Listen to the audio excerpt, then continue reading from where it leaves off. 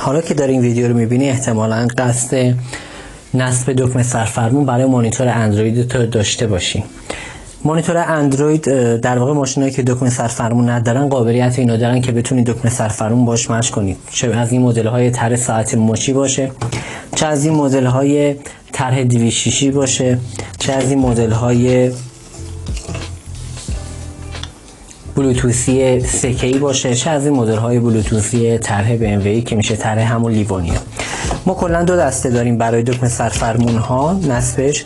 یکی مدل های سیمیه که دو تا کابل داره، یکی در واقع یکی مثبت یکی منفی، که مثبت وصل میشه به K1 برقش از همون K1 میگیره، و مدل های دوم میشه مدل های طرح بلوتوثی که این طرح های در واقع لیوانی هستن، یا این مدل های طرح 3K هستن، یا این مدل های میشه ساعت مچی. به این مدل میشه مدل ساعت مچی. ببینید دکمه سرفرمون هایی که بلوتوثی هستن مثل این مدل در واقع 206 دو تا کابل ندارن، اونا سه تا کابل دارن، مجهز به کن باز هستن که سه رنگ کابل داره، سفید، قرمز و مشکی.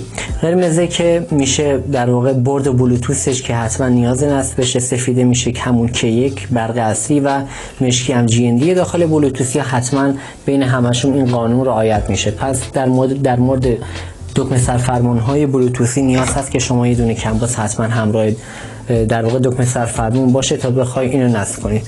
اینجا اومدیم فقط یه آموزش ساده بهتون بدیم. ببینید مانیتورهایی که داریم میگیرین همشون اگه سوکتش اینطوری نباشه، سوکت فابریک باشه مهم نیست، منتها همشون دو تا کابل اضافی دارن که روی سوکت اومده بیرون، روی سوکت کله گاوی یا مدل های دیگه باشه، یا به این صورت مثل مدل های دودین این شکلی اومده. یکی K1 یکی هم K2.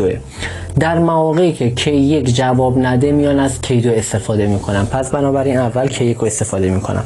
خب K1 حتما کنباز نیاز هست، همون داخل این توضیحات خودش چیز هم نوشته، رو توضیحات کنباز هم اگه دقت کنید اینجا نوشته. سفید رنگ به K1 وصل میشه، حتما نیاز هست سفید رنگ به K1 وصل بشه به این شکل. مشکی رنگ و نیاز هست به GND یا همون بدنه وصل بشه که میشه مشکی رنگ روی سوکت، و قرمز رنگ هم حتما نیاز هست به برق ACC وصل بشه، یا همون در واقع وصل هست به برق 12 ولت وصل بشه. ما اینجا اینو نصب میکنیم.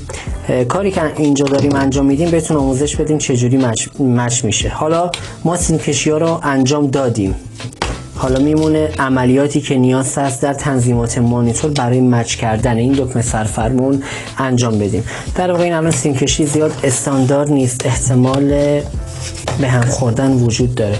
حالا یه ذره انعکاس داریم، من سعی میکنم نورا رو خاموش کنم تا انعکاس از بین بره به این شکل، تا شما هم بتونید بهتر مانیتور رو ببینید و بهتر تصویری که دارین بهتر بتونید روی ماشین انجام بدید. خب همه مانیتورها بلا استثنا اگه وارد منو بشید از این قسمت یه شکل مانندی مثل شکل دکمه سرفرمون داره، یعنی میشه اینجا. حالا نوشته استریل ویل یا یه نوشته دیگه داره، منتها شکلش دقیقا این شکل دکمه سرفرمون هست که دارید قشنگ میبینید. حالا وارد منوش میشیم. از اینجا نیاز هست که ما این دکمه ها رو ست کنیم. این کلیدا حتما میاد روی صفحه. خب چجوری الان باید ست کنیم این کارو؟ گزینه استارت اول بزنید، بعد روی صفحه نمایش ما الان میخوایم کلید در واقع عقب انداختن موزیک رو مچ کنیم. به این شیوه درست دکمه سرفرمون رو میگیریم، روی صفحه نمایش اون رو انتخاب میکنیم و حالا روی دکمه سرفرمون میزنیم. میبینید رنگش به رنگ زرد تغییر میکنه. یه بار روی صفحه نمایش اون کلیدی میخوایم تعریف کنیم و میزنیم و روی دکمه سرفرمون رو میزنیم و میبینید با هم مچ میشه، رنگش به رنگ زرد تغییر میکنه. ولوم به اضافه میچرخونیم مچ میشه، ولوم کم برعکس میچرخونیم مچ میشه. میوت دکمه وسطی است میزنیم مچ میشه. آنسور برای بلوتوث بالایی رو میزنیم مچ میشه، و هنگاپ هم برای قطع کردن تماس تلفنی که اگه اینجا بزنیم اونم به راحتی مچ میشه به این شیوه.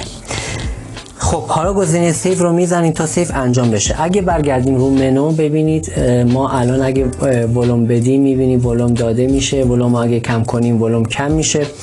بریم وارد در واقع رادیو بشیم. الان چون موزیک نداریم احتمالاً روی مانیتور، اگه در واقع بخوایم موجا رو عوض کنیم ببینید به راحتی تغییر داده میشه، عقب جلو میشه و حتی میوت فعال میشه به این شکل که داریم میبینید.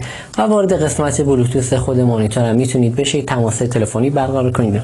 ببینید طریقه مشق کردم همین بود. شما بعدن این کاری که دیگه میتونید انجام بدید، اصلا میتونید به صورت به نسبت نیازتون کار انجام بدید. مثلا روی مدل های سکه‌ای شما نیاز نیست مثلا میگم ولوم کم و زیاد داشته باشی، میخوای اینا رو تعریف کنی روی بلوتوث و در واقع پاسخ دادن و قطع کردن بلوتوث، یه دیگه شما اینجا انتخاب کنید آنسفر رو و به جای اینکه ولوم رو بزنید، در واقع به جای اینکه ولوم اینجا بزنید بیاید آنسفر رو بزنید، اینو مچ کنید و کم کنید، اینو قطع کنید. این شکلی داستانه. این تعریفی که داشتم کلیت بین همه دکمه سرفرمان‌ها دقیقاً همشون به همین شیوه است و کار زیاد پیچیده‌ای نداره. فقط مهم سیم کشیه که شما در صورتی که مانیتورتون برچسب‌ها رو نداشته باشه شما به راحتی بتونید خودتون با اومتر بتونید 5 ولت مثبت 5 ولت منفی رو به راحتی پیدا کنید. اگه سوالی هم دارید میتونید در قسمت کامنت ها بپرسید، ما سعی میکنیم در سریع‌ترین زمان ممکن بهتون پاسخ بدیم.